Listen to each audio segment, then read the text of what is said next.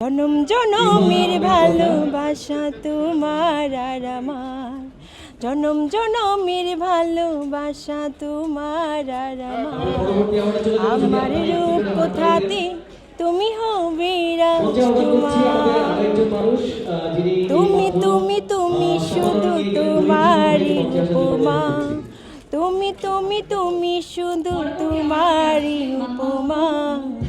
তোমাকে জানিয়ে দিলাম ও প্রিয়তমা, তোমাকে জানিয়ে দিলাম ও প্রিয়তমা।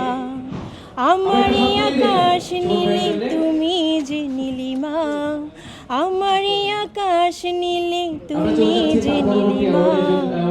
তোমাকে জানিয়ে দিলাম ও প্রিয়তমা, তোমাকে জানিয়ে দিলাম ও প্রিয়তমা।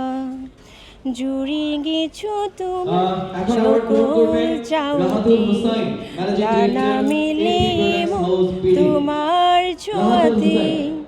জুড়ে গেছো তুমি সকল চাওয়াতে, ডানা মিলে তোমার ছোঁয়াতে। ধন্যবাদ সবাইকে। সাকিব খানের গান আপনি শুনেন, সিনেমাও দেখেন। হ্যাঁ, সাকিব খানকে নিয়ে কি ভাবনা চিন্তা রয়েছে আপনার? কাজও করতে চেয়েছেন নতুন বছরে কি কোনো? জানি না, সাকিব খান ভাইয়া যদি মুভি যেটা নিউজটা দেখবে বা ইন্টারভিউটা দেখবে, যদি ভাইয়ার ভালো লাগে, ছোট্ট একটা রোল প্লে করতে চাই ভাইয়া আপনার সাথে, যদি সুযোগ আসে। আর আমার একটাই কথা খুব বেশি ভালো লাগে, সবাই বলে যে সাকিব খানের বউ হতে চাই, আমি সবসময় বলি যে নায়িকা হতে চাই। আমার বউ হওয়া লাগবে না, আমি নায়িকা হতে আসছি, মিডিয়াতে নায়িকা হতে চাই। বউ হতে চান না কেন?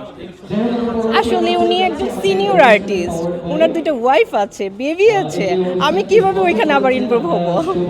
এটা একটা কমন সেন্সের ব্যাপার আছে। আমি একটা মেয়ে মানুষ, আমি যাকে বিয়ে করবো সিঙ্গেল পার্সনকে বিয়ে করব, আমি বিবাহিত কোনো পুরুষকে বিয়ে করব না। আসলে বিবাহিত যেহেতু বিয়ের সাবজেক্টে গেলেন, কেমন ছেলে আপনার পছন্দ? যার মন হতে অনেক বিশাল, যার মনের ভিতরে অনেকখানি জায়গা থাকবে যেখানে আমাকে রানী বানিয়ে রাখবি।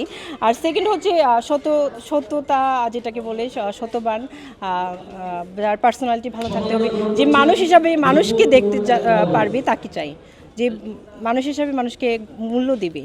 আসলে সবাই তো সুগার যে ড্যাডি এদের পছন্দ করে, আপনি এরকম পছন্দ করেন কিনা? সুগার ডিডি আপনারাই তো আসলে বউদের বেশি ভালোবাসে, যতটুকু জানা আছে। না, সুগার ডিডি না, আমি হচ্ছে সাকিব খানের মতো সুপারস্টার একজন চাই, যে হচ্ছে মিডিয়াতে কাজ করবে না, আমার স্বপ্নের রাজ্যের নায়ক হয়ে থাকবে। আরেকটা বিষয় হলো স্বপ্নের নায়ক হয়ে থাকবে।